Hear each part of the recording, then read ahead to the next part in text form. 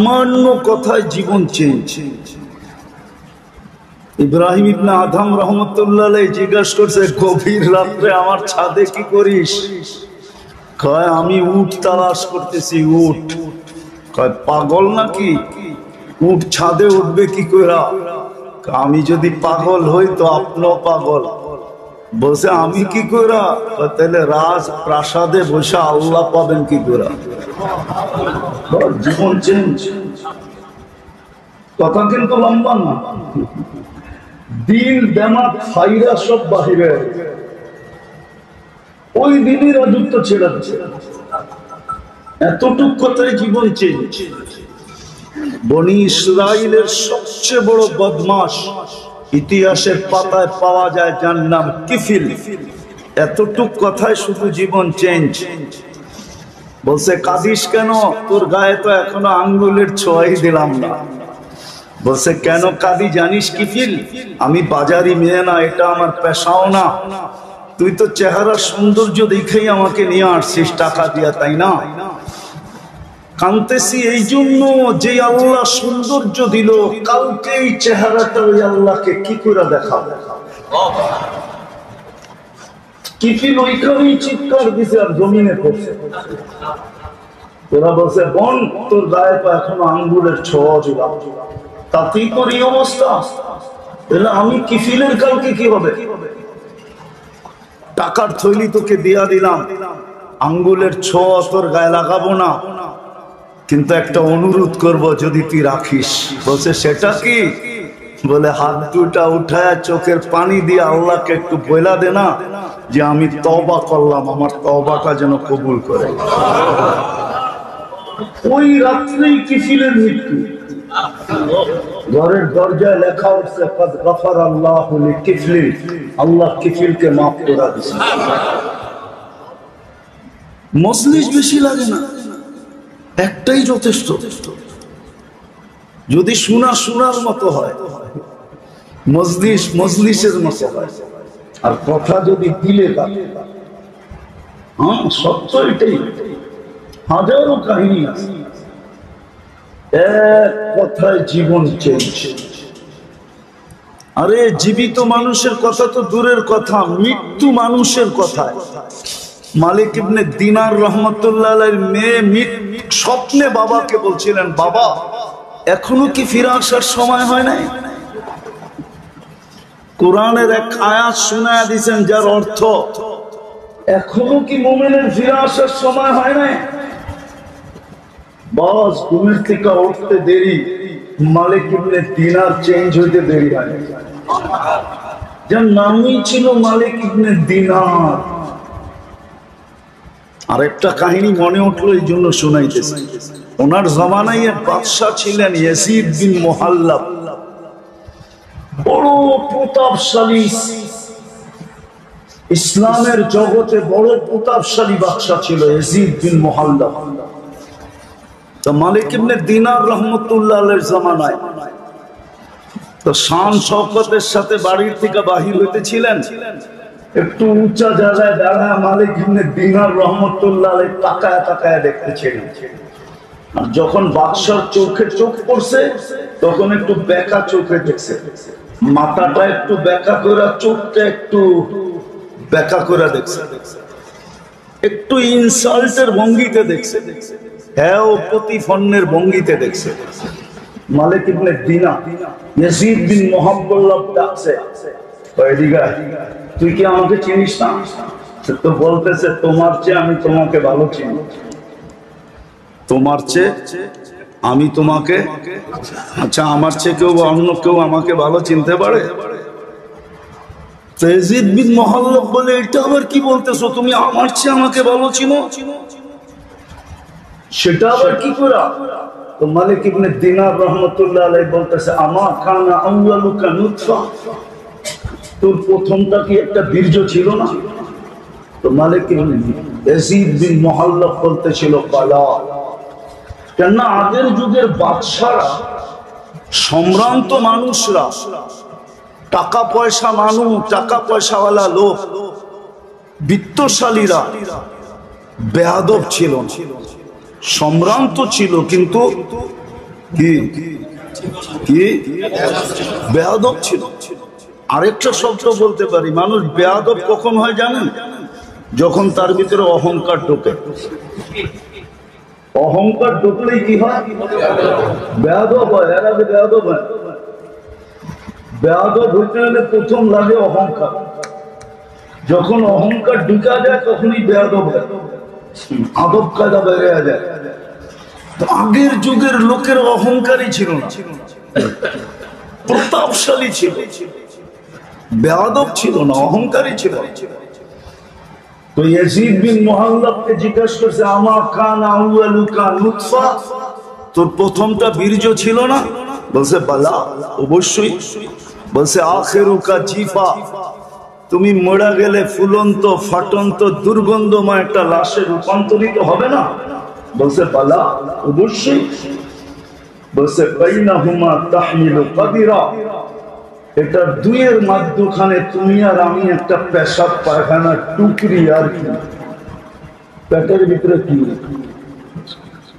আরে বলেন না, পেশাব পায়খানার একটা টুকরি। টুকরি চিনেন? মনে হয় চিনেন না। এখনকার টুকরি শুকরি দিয়ে বাজার করে না। আগে বাজারে গেলে টুকরি আলাদা ফিরতে থাকতো, ফুটতে থাকতো।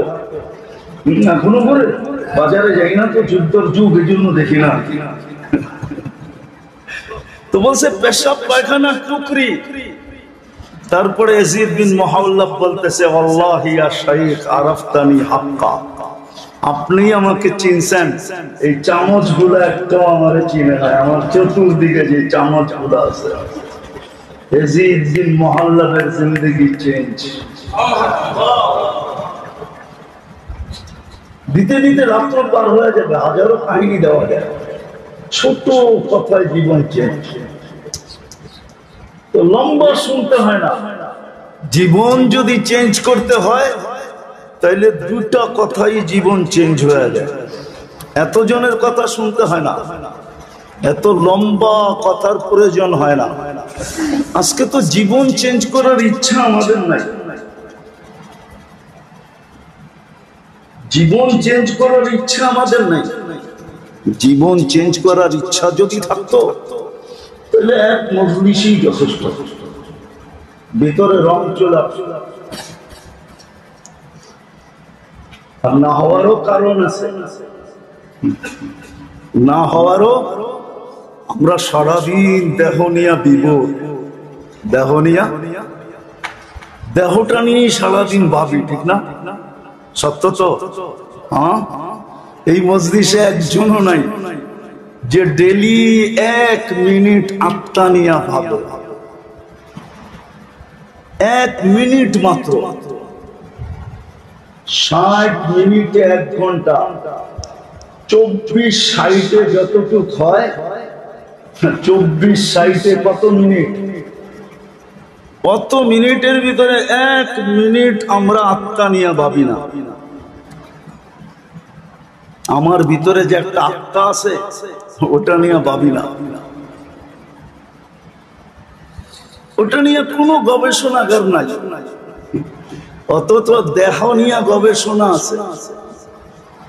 প্রত্যেক দেশে দেহ নিয়ে গবেষণাগার আছে। স্বাস্থ্যের জন্য বিরাট বড় একটা সেক্টরই আছে, স্বাস্থ্য মন্ত্রণালয়। এটার কাজই মানুষের দেহ নিয়ে ভাবা, দেহের রোগ নিয়ে ভাবা।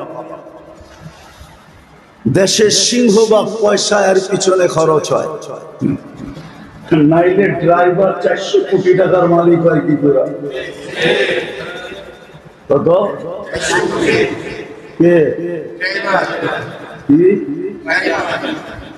তাইলে যার গাড়ি সে 500 কোটি টাকার মালিক। এটা আমার বোঝানো ইচ্ছা না, আমার বোঝানোর জন্য বলতেছি, কথার আলোচ্য বিষয় না।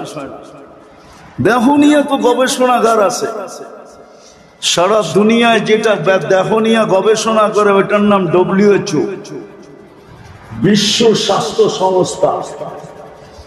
আজকে আমি জুমায় বলতেছিলাম আর হাসতেছিলাম। আজকে প্রত্যেক মসজিদের খতিবের কাছে ফাউন্ডেশন থেকে চিঠি আসছে করোনার ব্যাপারে, সবাইকে সতর্ক করেন, সজাগ করেন, সবাইকে সচেতন করেন। কিন্তু আমি তো আজ পর্যন্ত ফাউন্ডেশন থেকে একটা চিঠি আসতে দেখলাম না।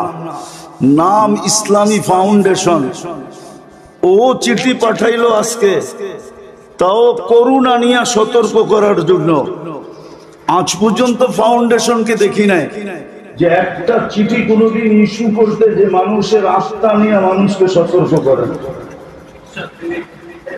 কেননা শারীরিক রোগে তো যার হলো সে আক্রান্ত হয়, শুধু তার পর্যন্ত সীমিত থাকে, কিন্তু আত্মায় যখন রোগ হয় না, এটা পর্যন্ত পুরা দুনিয়া পর্যন্ত ছড়ায়া থাকে।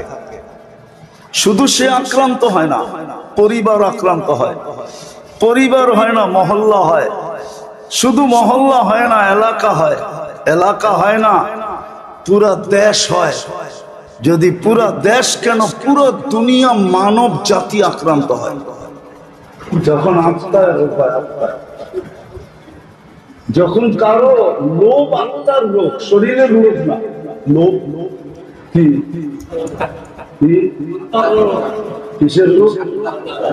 লোভ আত্মার রোগ, এটা শরীরের রোগ না। লোভেই তো পুরা নদী খায়া ফেলছে, ঠিক না?